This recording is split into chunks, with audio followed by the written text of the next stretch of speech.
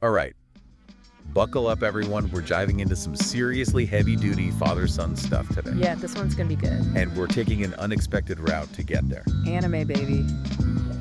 You got a Dragon Ball Z and Baki the Grappler. Two series that, on the surface, couldn't be more different. But trust me, when it comes to family drama, especially when your old man's basically a god among men, these stories hit hard. It's all there, the pressure to live up to impossible expectations. The struggle to find your own identity in the shadow of a legend. And the crazy lengths people go to for connection, for recognition, for love. Even if it means punching a giant monster in the face. You mentioned you're interested in how family dynamics can sneak up on you. Oh yeah, this is gonna hit home for a lot of people, I think. So, Dragon Ball Z, most people have at least heard of it, right? It's iconic. Goku, our Saiyan hero, always pushing his limit, always looking for the next fight, the next power level to unlock. Which, sounds admirable. Until you realize he's kind of constantly putting the fate of the universe at risk in the process. Moves! Just a tad. But then we have Baki the Grappler, which is, well, it's a whole other level of intense. Where Dragon Ball has its moments of humor, Baki is just dark. Gritty, violent, and with a whole lot less saving the world and a whole lot more proving who's the toughest guy on the planet. Which brings us to Yujiro Hanma, Baki's father. The ogre. This guy makes Vegeta look like a teddy bear. And that's saying something. But here's the thing. As different as these shows are, they both tap into something deeply human. The addictive nature of power. And I'm not talking about your boss giving you a corner office. I'm talking about that deep-seated need to be the strongest, the best, the top dog. It's a hunger that can consume you, drive your every decision, even if it means hurting the people you care about most. Think about it. How many times has Goku risked everything, I'm talking the entire universe, just because he couldn't resist a challenge? It's like he's got this insatiable appetite for battle, for proving himself. And Yujiro. Don't even get me started. This guy lives and breathes dominance. For him, it's not even about winning anymore. It's about breaking everyone else so completely that they acknowledge his superiority. Talk about a power trip, right? Yeah. But here's where it gets really interesting. The sons. Ah, yes, the children of these titans. Talk about pressure. You've got Gohan on one hand, Goku's son. He could have been, I don't know, the ultimate warrior. The guy to finally surpass even Goku. The bloodline's there. The potential is off the charts. But what does Gohan choose? Books. Books. Can you imagine the pressure cooker that kid must have grown up in? His dad's out there battling intergalactic tyrants, and Gohan's like, nah, I'm good. I'd rather study for my exams. Talk about a rebellious teenager. And then you have Baki, Yujiro's son, who grows up, how do I put this, practically raised by wolves. Well, more like raised by martial arts masters, but yeah, basically. Neglected by his terrifying father, Baki's entire life becomes about trying to understand this distant, monstrous figure. And how does he try to do that? By following in dear old dad's footsteps, of course. So we've got Gohan rejecting his birthright, choosing a life of peace and knowledge over power and fighting. And Baki, who's so desperate for his father's approval, for any kind of connection, that he dives headfirst into the very world that made his father a monster. It's a classic case of nature versus nurture, wouldn't you say? Totally. Two sides of the same coin. Both trying to find their own way in the overwhelming shadow of their fathers. Which makes you wonder, what happens when your concept of dad is basically synonymous with godlike being of unimaginable power? It's enough to make anyone's head spin. But wait, there's another layer to this whole fatherhood thing. Oh yeah, how could we forget? Vegeta. I mean, come on, the guy's basically an intergalactic jerk with a superiority complex the size of a small planet. To put it mildly. But then he has a kid, and everything changes. It's actually kind of beautiful in a weird Saiyan prince kind of way. Okay, explain that one to me. How does Vegeta, the guy who literally tried to blow up the Earth, suddenly become dad of the year material? Well, it's not exactly a straight line from world-conquering villain to doting dad. That's an understatement. It's more like Vegeta spends a lot of time wrestling with his own demons, his pride, his ego. That infamous Saiyan pride. Exactly.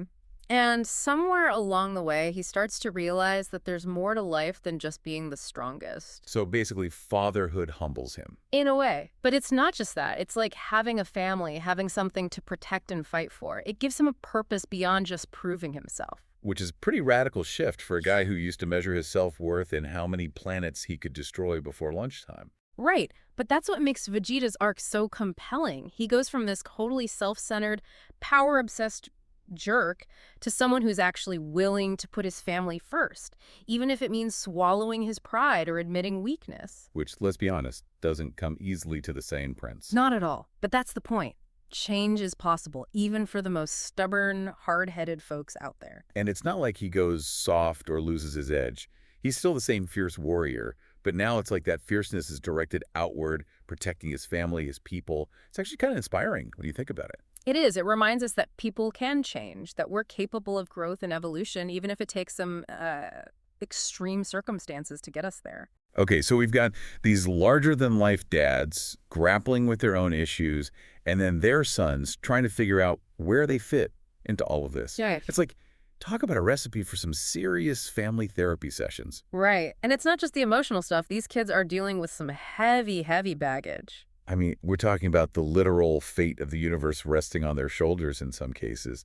That's got to leave a mark. And it does. You see it manifested in different ways throughout both series. Okay, like what? Give me some examples. Well, take Gohan, for instance. In one of the alternate timelines, he loses an arm in a particularly brutal battle. Yeah, that's pretty brutal, but I mean, it's a fight, right? People get hurt. Sure. But when you think about it, Gohan's injury, it's not just a physical wound. It becomes symbolic of the deeper emotional scars he carries. You're saying his lost arm represents the weight of expectations, the pressure of being Goku's son? Exactly. It's like his body is reflecting the invisible wounds of growing up in the shadow of this legendary figure. And then there's Trunks, Vegeta's son, coming from that same messed up future. Talk about pressure. The guy literally travels back in time to prevent an apocalypse. An apocalypse that's directly tied to his father's past actions. So basically, Trunks is carrying the weight of his family legacy on his shoulders, trying to fix the mistakes of the previous generation. In a nutshell, yes. And it's a powerful reminder that our choices, our actions, they have ripple effects. We might not be able to see them, but they impact the people around us, especially our children. Okay, that's heavy stuff. But what about Baki? He doesn't lose a limb or anything, but he's clearly got his own issues stemming from Yujiro. Right, and that's what's so interesting about his character. Baki's wounds are less visible, but they run just as deep.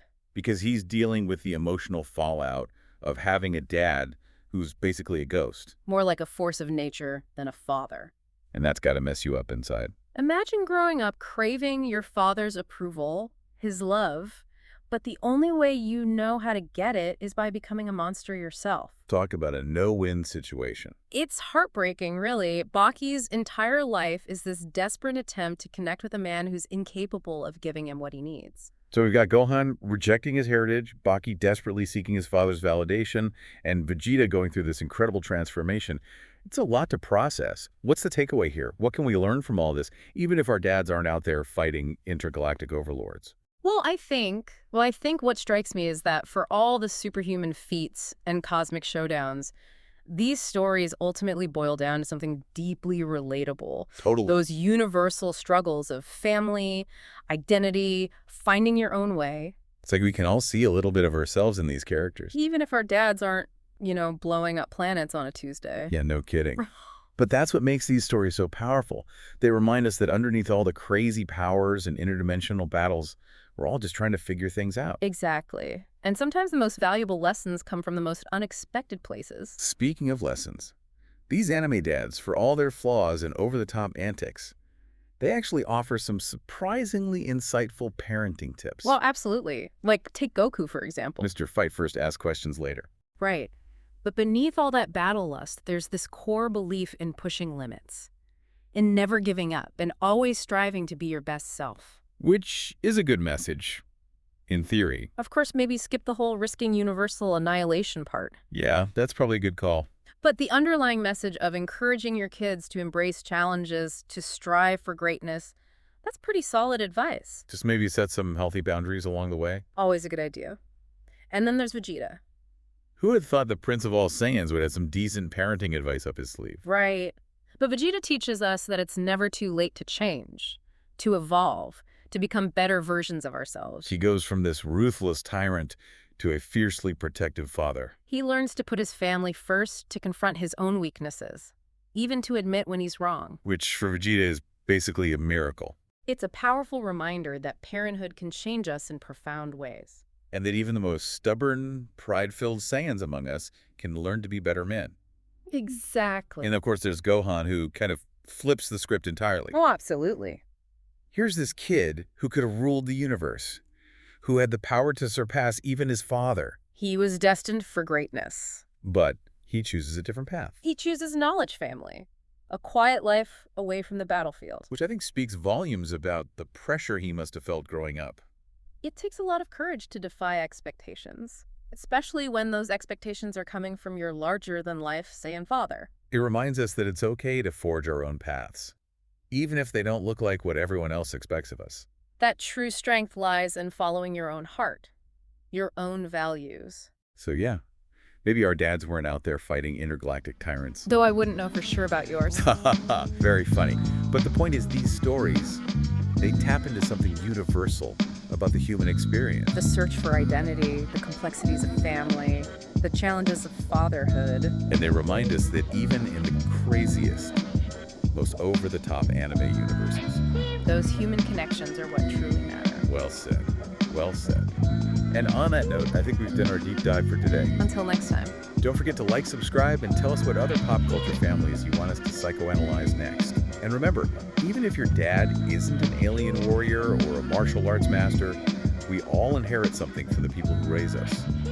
So choose your role models wisely, folks. Nandemoii-SAMA